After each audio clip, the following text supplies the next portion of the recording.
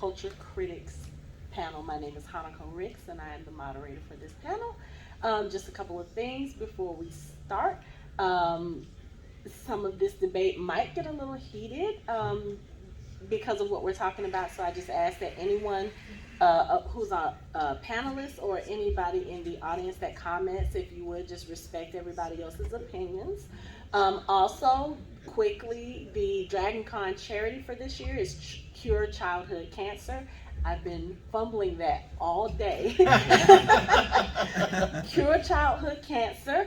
There's a bucket up here on the table if you guys would like to make a donation. I believe that there are also coloring books that are available for a $10 donation, and the proceeds go to that particular charity.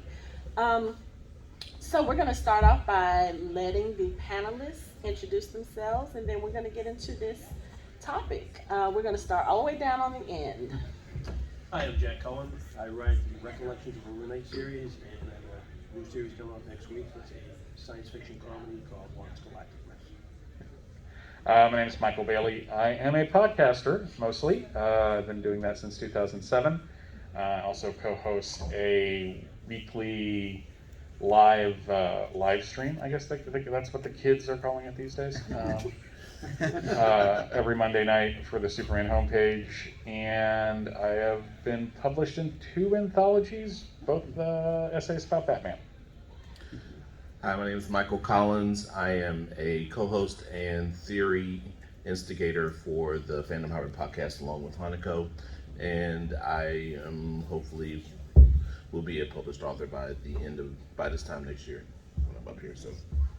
Hi, I'm Tom Holste. Don't have anything nearly as impressive as these folks, but I will say I was part of this track in its very first year in 1998 when it was the All Sliders track, and the following year it turned into the track that it is now. So I have been here for a few years and I'm happy to be back. So. Okay, my name is Hanako Ricks. I am the creator and host of the Fandom Hybrid podcast. We are a pop culture podcast. We discuss and review TV shows, films, and we also talk about the Atlanta convention scene. This is my 11th year paneling at Dragon Con, and I am happy to be here. So with that being said, let's get started. So this panel came about because I made a suggestion to Kelly because I'm just so sick of the hate that fandom, genre, TV, films, Marvel, DC, all the superhero movies get from, people within the industry. And that was one of the things that I kind of wanted to talk about. And we kind of developed the panel idea around just, pop culture critics in general. I think the pop culture space is very popular. I think it's very relevant.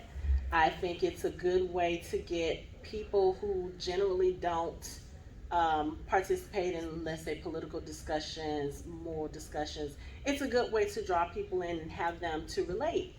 But unfortunately, a lot of people they don't like that. They don't show respect to the medium.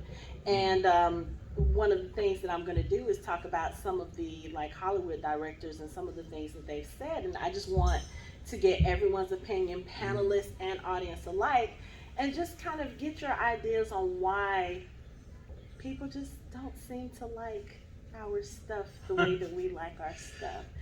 So the first thing I wanted to talk about, the first person I'm going to quote is Martin Scorsese, because I think his particular interview that he gave made the rounds and there was a lot of noise made about it, and then he turned around and did an op-ed piece just kind of defending and clarifying his comments. And one of the things that he says is that he says, for me, for the filmmakers I came to love and respect, for my friends who started making movies around the same time that I did, cinema was about revelation, aesthetic, emotional, and spiritual revelation. It was about characters, the complexity of people, and their contradictory and sometimes paradoxical natures, the way they can hurt one another and love one another and suddenly come face to face with themselves. He also said it was about confronting the unexpected on the screen, and in the life it dramatized and interpreted and enlarging the sense of what was possible in the art form.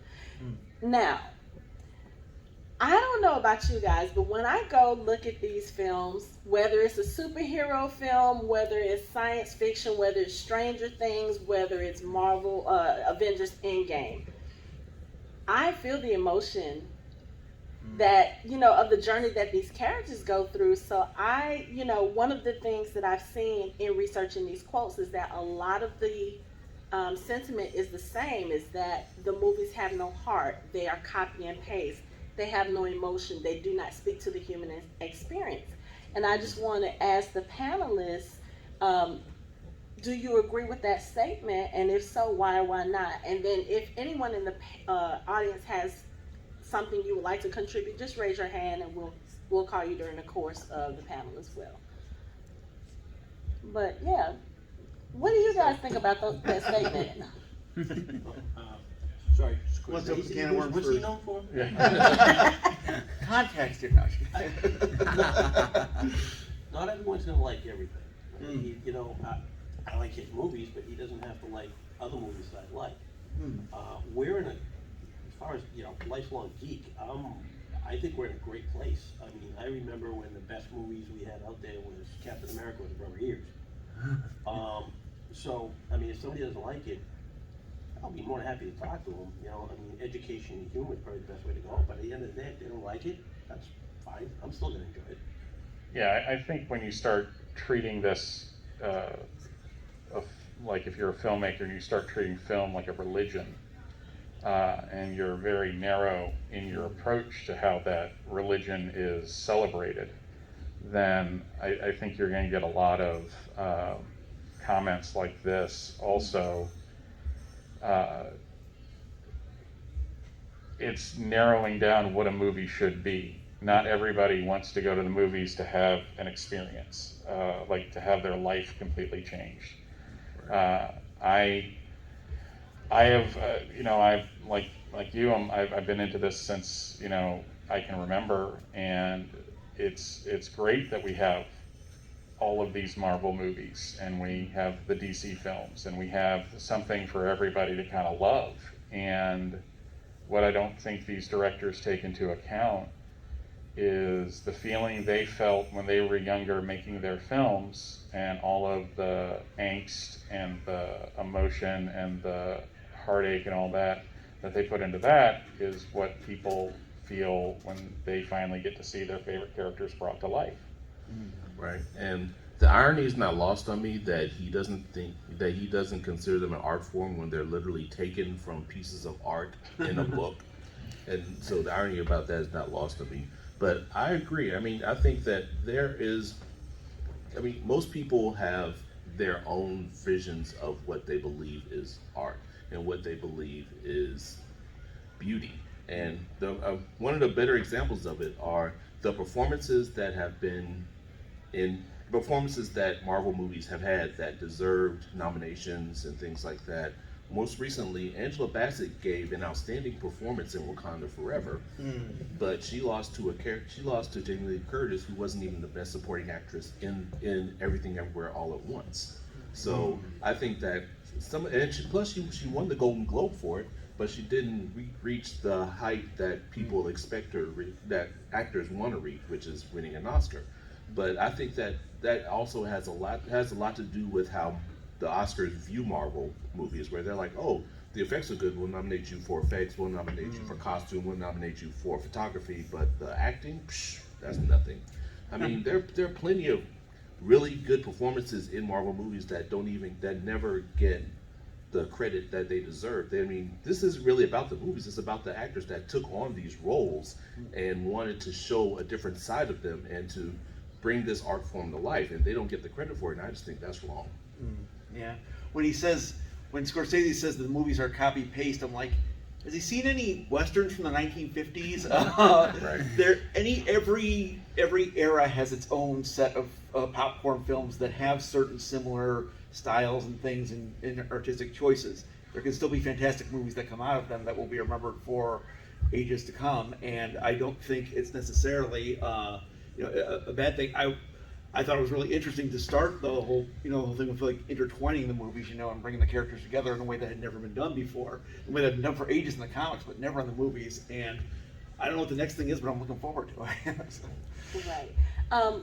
Michael, I'm going to piggyback off what you said. So, one of the things that I also read researching this was something that Quentin Tarantino, who is also a huge critic of Marvel and superhero movies in general, one of the things that he said is that this age of superhero movies is killing the movie star. He said you don't have someone like Chris, like when it comes to Captain America, Chris Evans is not the star, Captain America is. And That's the weirdest statement I've ever heard. I mean, so Dracula, so Lon Chaney isn't the star, Dracula's the star, or in Harrison Ford's not the star, Indiana Jones is the star. It's like you can do that with any movie and make it make sense, but that has nothing to do with it being a comic movie or not. It's just the character.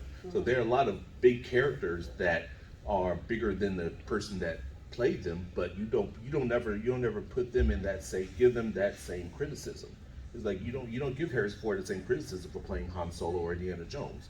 You only do it for people who play a comic book character, and that I mean, this is the whole thing again.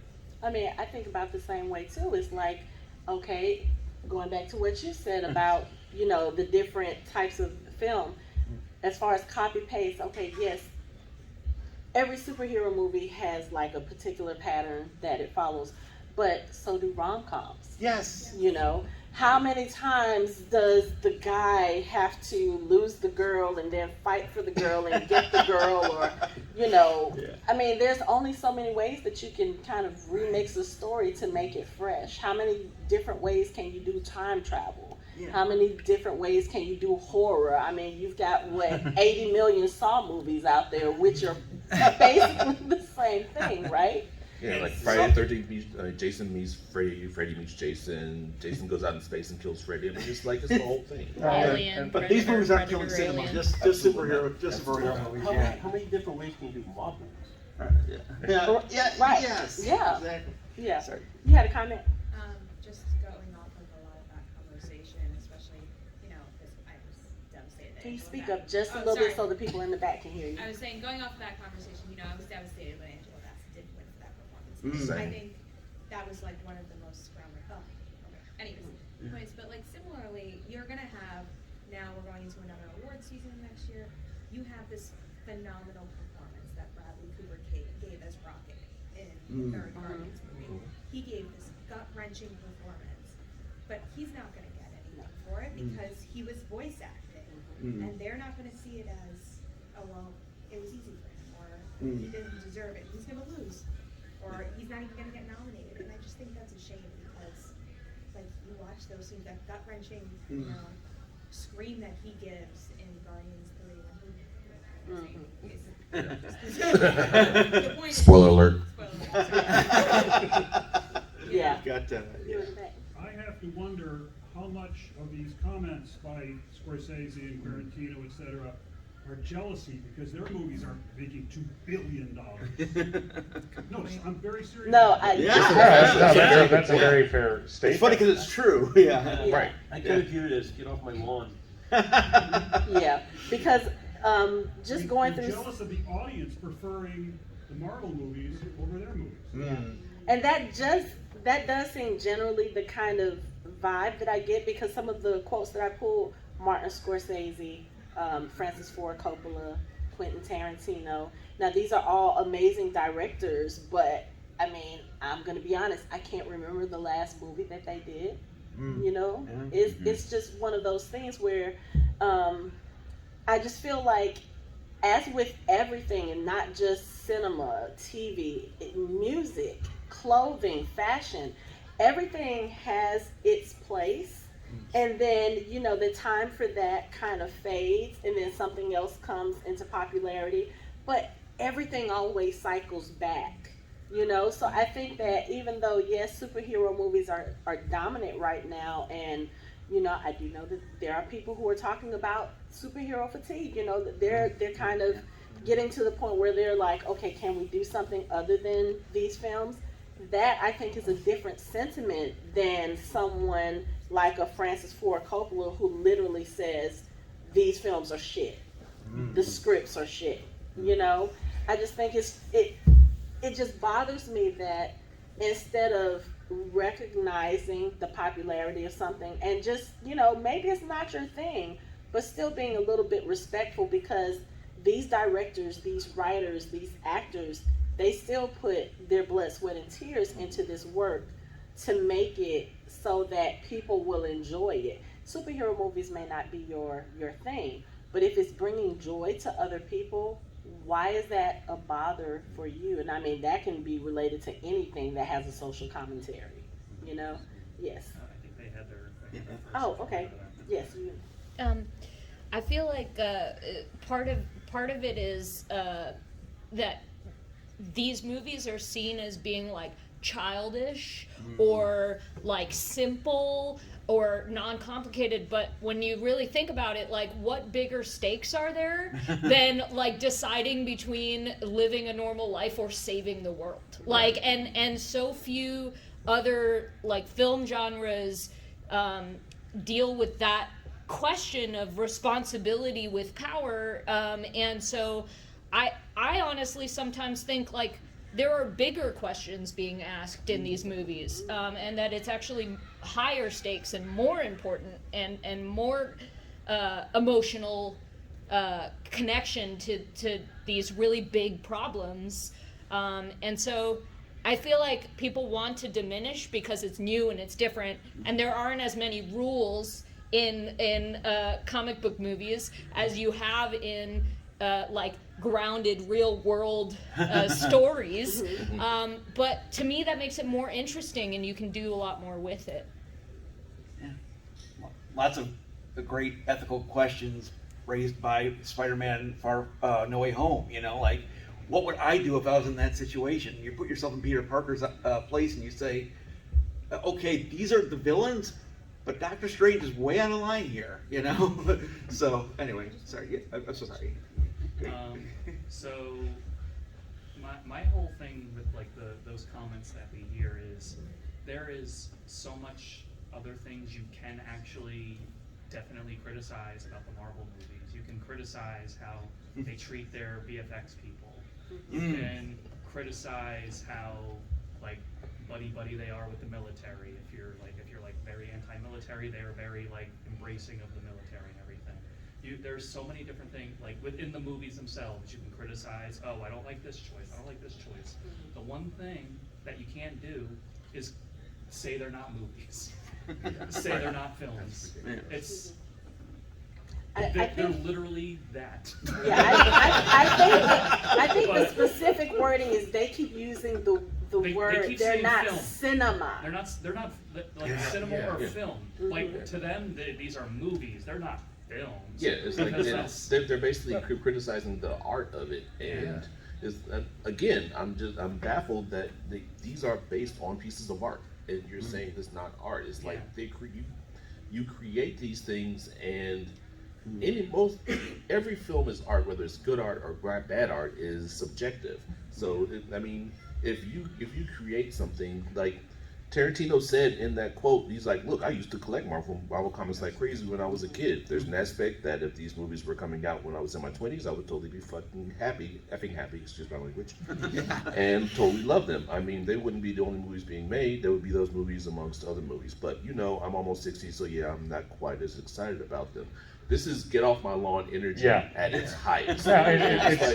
So it's like, really, you can say what you want, like, okay, and just be like the dude in The Big Lebowski, be like, yeah, that's just your opinion, man. and there's a gatekeeping element to it as well. With just a little bit of elitism. Where Scorsese is saying this isn't cinema. It's like the arguments, and if I'm jumping ahead, I do apologize, of people like how you experience the movies. Like, you're not going and seeing it in the theater. Things are going straight to streaming and such. And I don't know if these people have actually paid to go see a movie, but it's expensive. The food there is expensive. And we've gotten to a point where home theater systems are not like a theater, but it's a pretty big freaking TV. Right. So, but they're putting these restrictions on it that the only movies that really count are the ones that they've made that speak to some aspect of the human condition. And I'm not arguing that any of these people are not talented filmmakers, far from it. But at the same time, you can't. Every once in a while, you want McDonald's. You don't want to eat at a fine restaurant every single night, because it's just going to ruin your appetite for everything else. Going on the gatekeeping comment, there's a certain irony there, because Coppola and Scorsese, they had to fight the old guy. Use the mic. Yeah, speaking in the mic. Oh, they were, sorry. Coppola, Scorsese, when they started out, they had to fight the old guy. They were basically facing what they're now pushing on to other people. So this, especially Tarantino, without the edgy movies that Tarantino made, he was experiencing a ton of pushback. So it's like, why are you, like, it's just ironic. Yeah, just like you said. yeah. You in the glasses, and then, well, the one in the back in the glasses, and then the one in front of you. I was just gonna say, kind of touch on what you said. It really is perspective, because like during that time, like you were saying, Tarantino and all of them, they were like the groundbreakers for their time, and so like the older cats were like hating their stuff. This stuff is too violent. It's about gangster movies, blah blah blah blah blah. But also, it's a lot easier to be a critic than actually producing your own stuff. I would love Scorsese, instead of bitching out saying this is wrong, create your own kind of superhero movie. Like Shyamalan. He made his own version of a superhero movie. Yeah. It was it's not Marvel, but it's almost signature type of movie. It's like just create your own version of your own like other people's stuff. Yeah. Yeah. For me, a lot of the feeling I get is that honestly, they're just kind of hurt that no one's asked them to do it yet. Kenneth Branagh did the first Thor, Right. And so he doesn't have anything bad to say about it. No, he's freaking Shakespeare.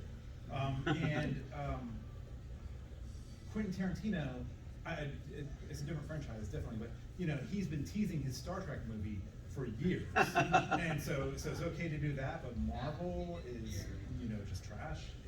It's just they haven't been asked to play in that sandbox yet. And Christopher Nolan's done Batman. You haven't heard anything about him either. So.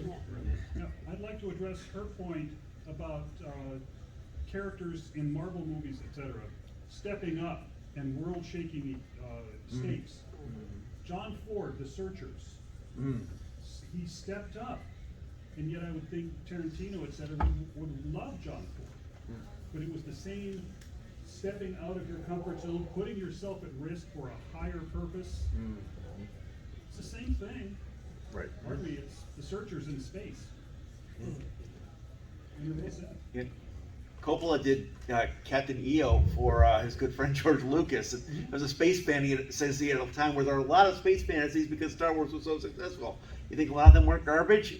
You think it wasn't a lot of copy paste there? But there was some good stuff that came out of that too. You know, a lot of good stuff that came out of that. You know. And the thing is that something doesn't now admittedly, not all of the superhero films have made $1 billion, but enough of them have that if they're making this money, then obviously somebody is going to see it. And not only is somebody going to see it, they're going to see it multiple times in the theater.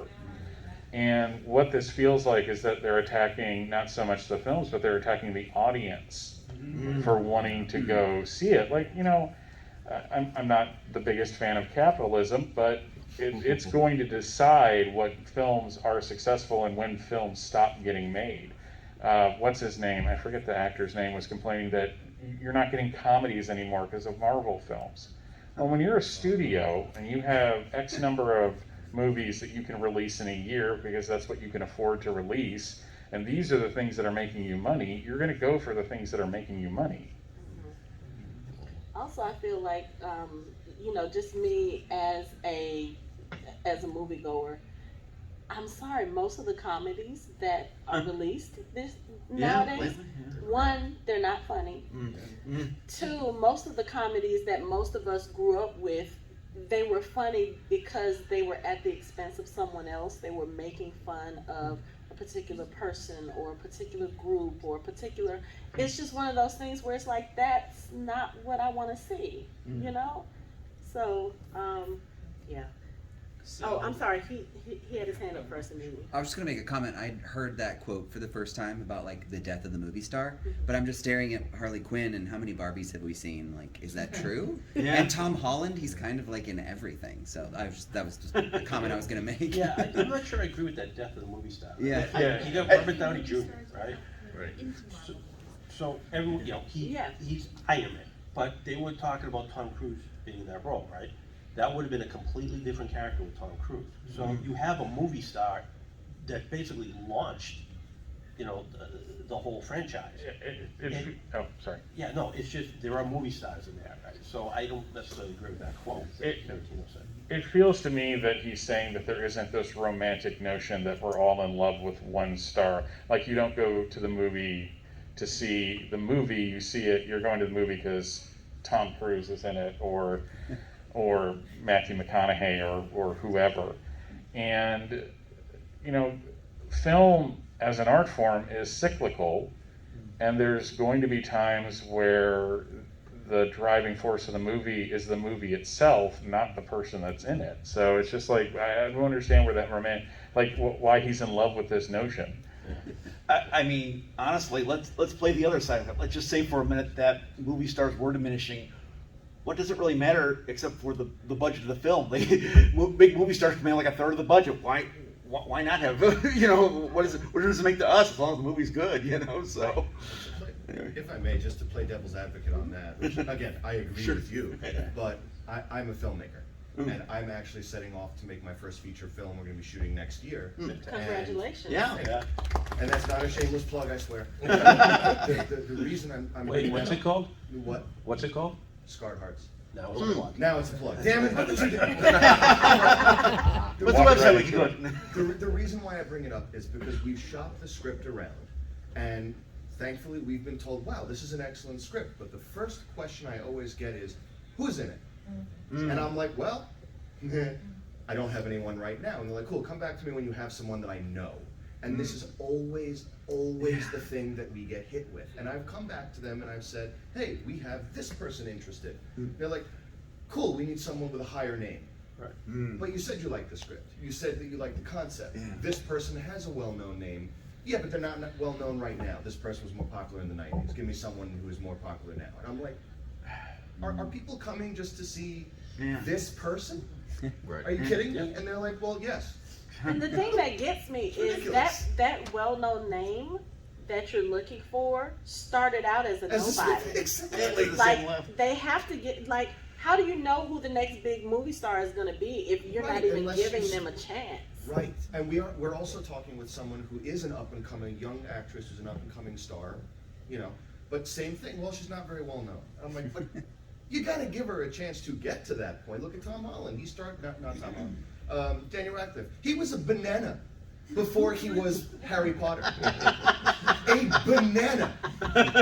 Come on, like you gotta start them somewhere. So but that's the thing is, you know, the death of the movie star is a stupid notion because people just don't want to pay for anyone other than a movie star. Right. Which is ridiculous. So it's like for them to say, well, the movie star notion is dying. No, Tom Cruise just made 3 movies this year. Is the movie star dying for the audience or the funders?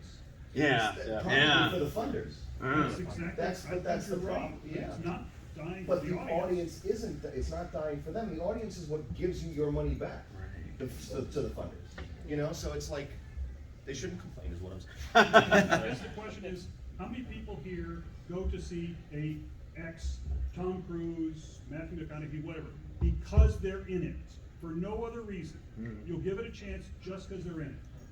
There are some Okay. movie stars that I will say, like, it can be a good movie, bad movie. If Jason Momoa's in it, I'm gonna go see it just because He's gonna have his shirt on. Anything Tommy Wiseau is You right here and then you. My thought is that the easiest way to think of the paradox of movie stars versus superhero movies is that the superhero movies are fundamentally a genre, like science fiction, like horror, like westerns back in the day. And outside of the collapse of the golden age Hollywood studio system, the subject of the genre pictures has always been primary over who was in them. It's like, oh, that sounds interesting. Who's in it? As opposed to there's a new so-and-so horror movies. There are exceptions, of course. The horror genre, of course, has all of its legends, but most of them weren't legends before they were horror stars. It was the genre itself is kind of the primary aspect, and who's in it is almost secondary. And again, with horror, it's primarily it's the brand, just like Marvel is the brand. Just I don't know the names of any of the Friday the 13th actors. For the most part, yeah. Haven't been- You have exceptions like Robert Englund, but for the most part, it's those are driven by the name of the franchise, not by the name of the actor. Right. It's just the paradox with the superhero movies is they're really, really, really expensive for genre.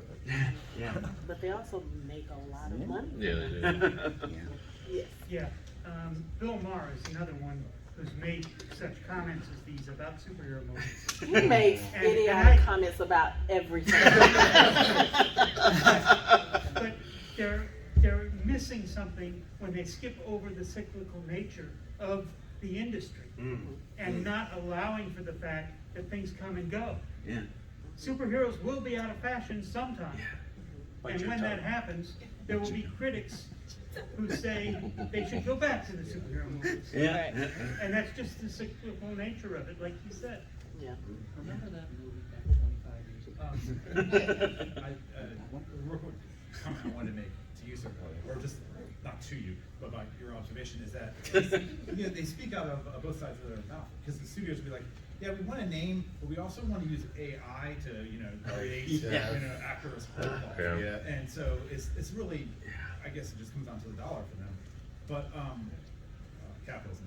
But I do find it interesting that most of these critics, Scorsese and Quentin Tarantino, at least the ones that we mentioned, generally speaking, like, I don't know, probably 90% of their work is anti-hero, right? Like it's crime, and they romanticize the bad guy.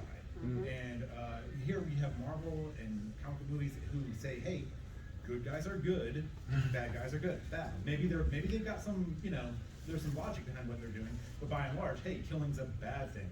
But Scorsese's like, I'm gonna kill you, throw you in my trunk, and then you're still gonna like me later on, And so I think it's interesting that Marvel movies may be simpler in that essence, but I feel like they're better for the soul.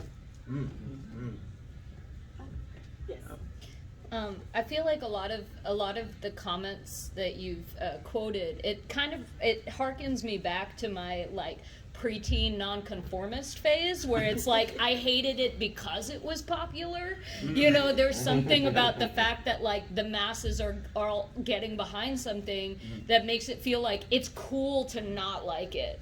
And making these comments are making us talk about these directors in a way that we wouldn't be talking about them if they hadn't made these comments. So it's almost like a way to inject relevance into their own life by being like, I don't like the thing that everybody else likes, I'm edgy. I'm edgy, yeah. I recommend you skin 'em a rink. Yeah. Okay. So one of the other quotes that I wanted to bring and discuss, Francis Ford Coppola. We've mentioned him. His quote says, "When Martin Scorsese says that the Marvel pictures are not cinema, he's right, because we expect to learn something from cinema. We expect to gain something, some enlightenment, some knowledge, some inspiration. I don't know that anyone gets anything out of seeing the same movie over and over again." Why though? Why? The Dark Knight, Guardians of the Galaxy 3, 2, 1. Come on, this is ridiculous. He made 3 Godfather movies.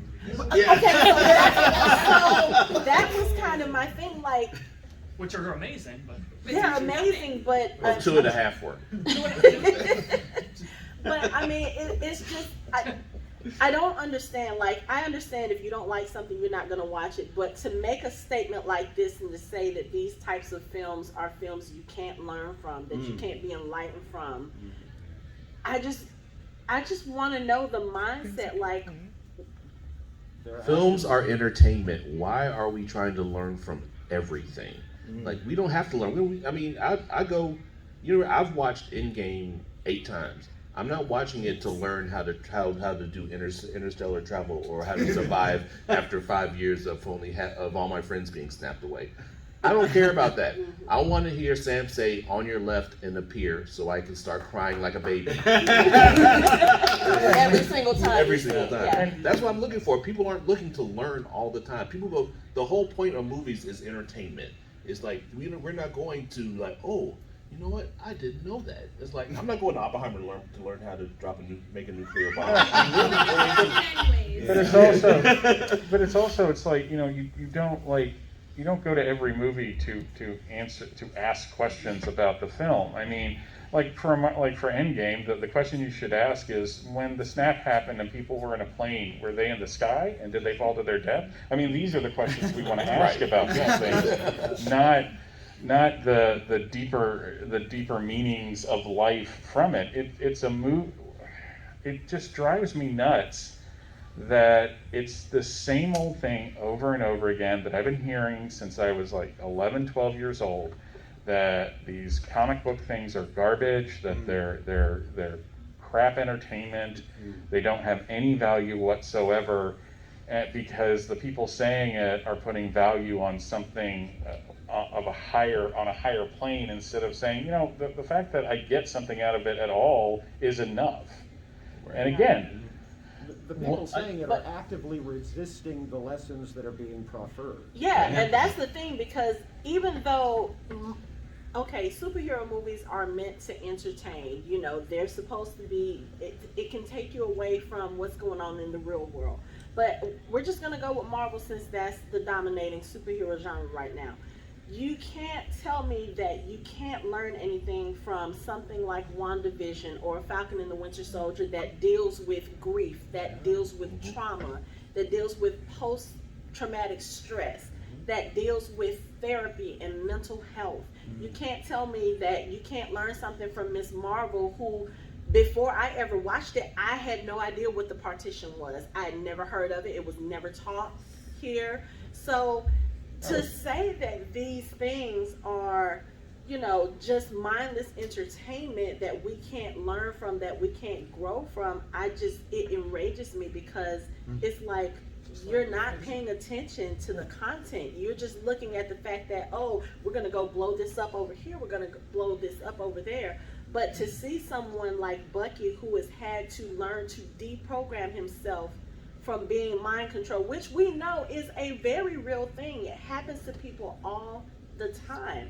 To see him have to go through that, and then also have to take responsibility for the things that he did while he was under that. I mean, this man was forced to kill people and had no control over it. How do you approach that in a show and make it so that you feel what this character feels, and then say, that's not it? That's not, Show me a war movie that has half as much to say about post-traumatic stress as Jessica Jones. But to pivot off of that, the first episode of the Watchmen television series. Oh my God, yes. Jeez, I mean, like literally, a bunch of people are like, wait, that happened? And it's just like, yes, you were never taught this in school. Tom Hanks was like, this is a thing? Yeah. You had to go research it. It's like, this is the same thing. Yeah. I mean, for years, people have been equating comic books to mythology, right? It's modern day mythology. You gotta wonder if these filmmakers, I haven't even watched these movies. They watch the trailer or whatever, they see a blurb on TV, and they're rallying against it. Where if they took the time, saw how good some of the writing is. I mean, if you think about it, right? You do a trilogy, you gotta create an entire world for this. Look at how many movies are in the Marvel universe, and that they have to intertwine all of them and make sure that one doesn't contradict the other. And then on top of that, they've got writing that creates emotion, educates, has an arc that leaves most of the audience cheering at the end. That's a lot of work. And so when they say it's not cinema, sorry, that's cinema. It's just not the cinema you're used to. I mean, who walked out of Infinity War feeling good about themselves? Thanos supporters. Openly weeping in the theater. Sorry, I just had like a total brain fart. I was gonna say, they're like, our movies teach people so much, and those movies don't teach people anything. How about diversity, right? Like, you're teaching me that only white men matter and only their stories matter, and then I can go watch a Marvel movie or a Marvel TV show, and I see female characters that are bosses, and it makes me feel empowered. It makes me feel like I can go out into the world and be a boss bitch and not have to be like, like Selma Hayek and from what is it? Dusk Till Dawn. Yeah, like, I don't need to be a sex symbol in order to have value, right? Like, that is a message to me, and that's something that I take away from it. So like, if your movies are teaching me something, what exactly are they teaching me, you know? Good point. Only white mobsters matters what they Only mobsters matter. What did we learn from Godfather 2? Don't shoot Mo Green in the eye. I am so like that last comment that you read off. There's just so many things about how rude is that to the audience members, to the filmmakers, to so many people to say something like that, because you just yes, we do go to the movies for the entertainment, and yeah, I do cry as well every single time that Sam says on your left. But you know where else I cry? Earlier in the movie, when Tony Stark has to sit there and weigh his options of losing his family or taking on the greater good, and you hear him saying, "I love you 3,000." What more does that teach you about the importance of family? Like, where else do you have something like that? And then you have children. I think it was, I could be mistaken, but I think it was the young woman who plays Miss Marvel, Imani. She gave an interview like about how much this meant to her and how much like taking on this role, because she had never seen anyone like her portrayed in movies and TV shows. And I'm probably more in the minority that thought that was like one of the best Marvel shows. I loved it. It was an amazing show. Most people I talked to didn't really like that one too much. I know that it's right. They don't have taste. Don't worry about them. But like, you know, she talks about how much this meant to her, and in the same way, there's your star maker role. Like all these different things in like she was no one knew her, and then now look, she's about to be in a multi-billion-dollar movie in a couple of months, and you bet we're gonna be seeing her for the next 10, 15, 20 years in these movies. Then she's gonna go on to other things, and like, you know, she just changed so many people's lives just by doing that one role. And so many. In the back, and then you. I think it's interesting. We talk. They mentioned you should learn something from a movie, but it's an enclosed bubble with them. They don't really want to learn anything. They want to reinforce their own beliefs and biases. If you're creating a product that only only adults, frankly, can go see, then you're not really teaching anything. Who needs to? I mean, we all can learn, but if we need this, children need to learn. Children need to be taught things too, and these movies can teach young boys, young girls that diversity, equality, and good and evil. And there are movies that I hate to say, but it's kind of for their audiences, of which I am one. It's too late for a lot of those values. You've kind of either already got it, you already believe it, or you don't. Yeah, what's the quote? With great power? Piggybacking on what you said, when is it so bad to go see something for entertainment purposes? Simple, easy, clear. You get a great deal from just the entertainment value.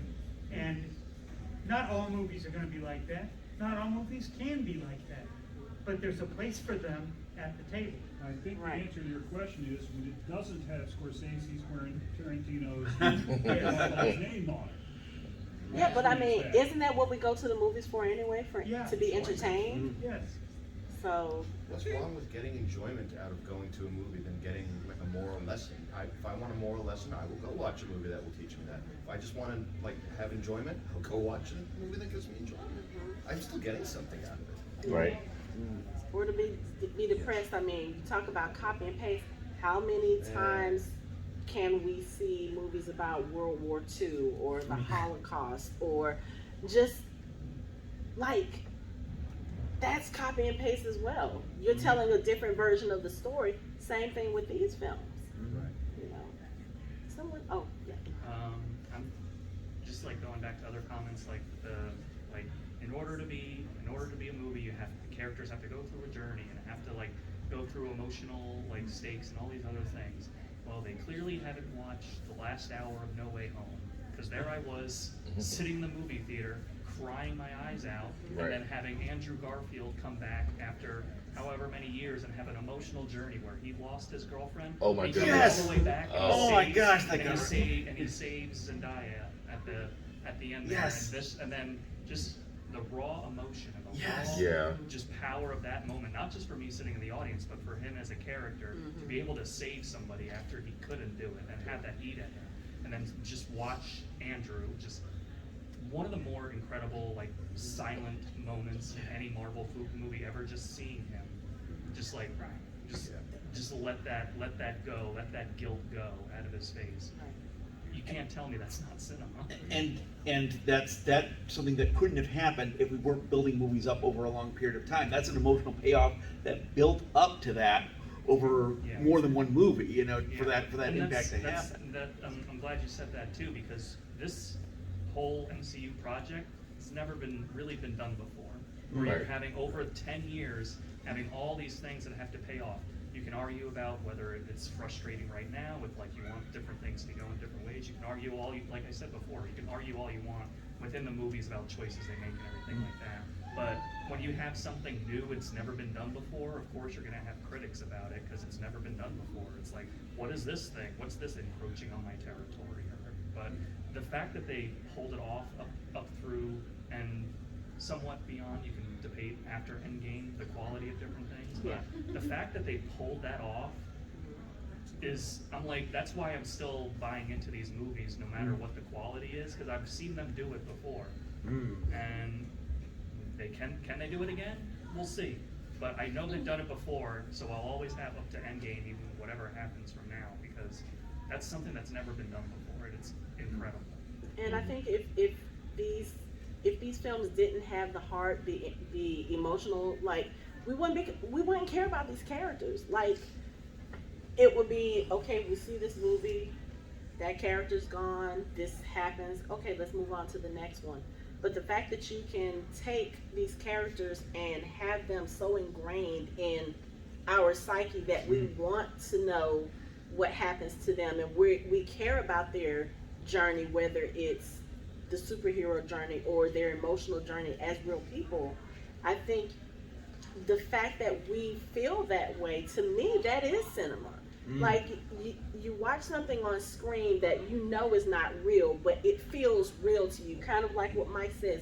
There is a clip on YouTube of an audience reaction to the Endgame scene where everybody comes. Yeah. I have goosebumps now every time I see it, because that was what my theater experience was like. You know, you can't get that kind of, like, that's cinema to me. It touches you, it makes you care about something, and that's just with anything, whether it's cinema, whether it's music, whether it's your day-to-day experiences, going to something like Dragon Con where you can connect with 85,000 people and be like, oh, that's family. I've never met them before, but that's family. It's just one of those things, and that was another part that I wanted to get into, but we kind of this conversation overtook. But I just don't understand, like, the mindset that none of this is important, or that, you know, for regular people, oh, this is stupid. You're going to what?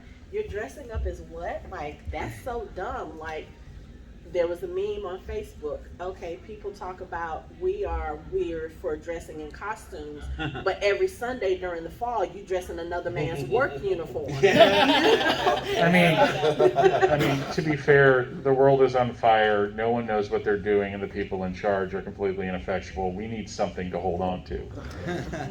The title of this thing was How to Deal with Critics. Alcohol. Yes. I'm very serious about that question. Sure. Yeah, so going into that, like I mentioned, it's not just like the professionals or the directors or those people who are in this industry. We get this pushback from everyday people. You know, there are people who probably took off work to come to something like Dragon Con, and they have people looking at them weird, like, you're going to what? You know, oh, are you part of those freaks that's dressing up downtown? I used to get that a lot. Now it's a little bit different, because I think the geeks are inheriting the earth. We are slowly taking over. Like, these are things that I'm sure Mike can attest to, and some of you others in the audience. As a black nerd, that was something that was not acceptable when we were children. You know, it was something that we were teased about, and like I was told, oh, you like white people stuff, just because I like to watch comic book stuff or read science fiction or that sort of thing. So even though the mindset is changing now, we do still get a little bit of that pushback. Right. What do you do to combat that sort of thing? Like, how do you have a conversation with other people that is respectful, but also teaches them to respect what you like or what you do, or With gritted teeth and a firm hold on my sarcasm. To be honest, it's like you have to watch how you respond to people who say these things to you, because you can try to have a legit, intelligent conversation and break down points and know what you're talking about, and they'll still ignore you and continue on about with their opinion. Or you can have a respectable conversation with somebody, and they can actually learn something, and you can learn something. You can have an exchange of ideas. So the real thing is just knowing who is saying it to you. And it's like, if you think it's going to do some good, and you can actually get your viewpoint across to make them see what you're seeing, then yes, having a conversation. Raised voices will not work, because you'll just get into a shouting match and you'll achieve nothing. If you can get to somebody and have a sit down, calm conversation about things, you can help them learn more about what you're going through than anything else. But you just have to learn your audience. Yeah, I'm a military veteran. I was in the military twice. I got after Desert Storm. I went back in after 9/11. First time I was in, you didn't talk Dungeons and Dragons. You didn't talk, you didn't talk movies, anything like that. It was like trying to find a drug dealer. What are you reading over there? No, don't worry about it. And you kind of had to make a connection. The bar beats at night. Yeah, right, yeah. And then fast forward, now I'm deployed after 9/11, and I'm in a base in Pakistan, and I walk by, and here are 6 soldiers on a table outside for the world to see, rolling dice. And I'm like, yeah. And that's good. The other thing is, I was in law enforcement for 30 years. I'm a police captain, I'm not right. That was another culture where you didn't read fantasy and sci-fi things. You didn't talk about Dungeons and Dragons. You didn't do anything along those lines. I might have not hit as well as I should have. 30 days after graduating the police academy, they sent me to a cult training school with the FBI. So I think maybe they had me figured. But nowadays, it used to be you'd come in and guys would be talking about sports. Now they're talking about, did you see Ahsoka? Yeah. Well, things change, and it's changed for the better. And back then, you couldn't talk to somebody about it. Now you can basically say, just check it out. Watch 3 episodes. If you don't like it after 3 episodes, it's good. But before you bash me on it, check it out. Right. And it's humor, education. A lot of people end up swinging toward the viewpoint, going, yeah, it's pretty good. Then some people, you're never going to change their mind. They're looking for an argument. Walk away. It's just like the green eggs and ham thing. It's like, how do you know you don't like it unless you try it? I think also it's just a matter of just you not telling them why they're wrong. You just telling them why you feel the way you feel. Right. It's the best type of maybe, and I apologize if anyone takes offense to this. It's the best kind of witnessing, in a way, because if you're going to evangelize, then people aren't going to listen to you because nobody wants to hear that. But if you just sit there and say, well, this is why I like it, you're going to get more converts that way. Yeah, for me, I feel like discussions like this help to build up my talking points so that I know what to say the next time. But for the most part, I also would say the face-to-face things, the immediate relations with people that who don't understand, those are more likely to produce some things. Well, you know me, you like me already. Okay, you may not understand this thing, but humor me and maybe I can help you understand it a little bit. Going onto social media, if the person is determined that you're stupid and that nothing you say matters. There's no point. Do not engage. Back off. Don't feed the trolls. So.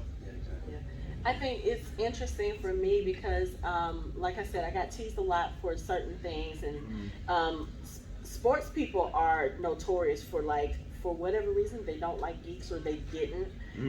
But it's weird because whenever I would have someone push back at me like, I can't believe you pay for autographs and for photo ops, I'm like, you just paid $500 for a ticket and you'll never get to talk to the quarterback. You'll never, and it's one of those things you try not to do it in a way that's kind of like, well, duh. But also, I think if you kind of relate what you do to what they do and you kind of show them the comparisons, because like I said, I know people who will pay $2,000 to go to a Super Bowl, for a Super Bowl and sit in the nosebleed section, but they don't understand why I would pay $175 to come.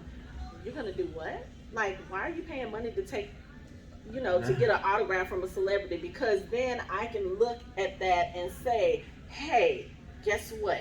Colonel Jack O'Neill sent, he knows who I am, or that sort of thing. God, you know how many autographs you can get for $2,000?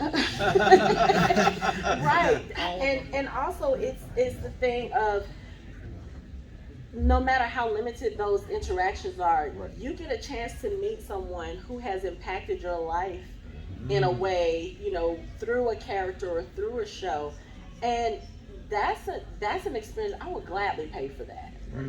Just to be able to say, hey, I know people think that celebrities and actors are not really anything. You always hear when people start their activism, oh, you're an actor, you need to stay in your lane, that sort of thing. They think these people aren't important, and it's nice to be able to go to them and say, hey, guess what, you impacted my life in a way that I just want to make sure you know how much I appreciate you.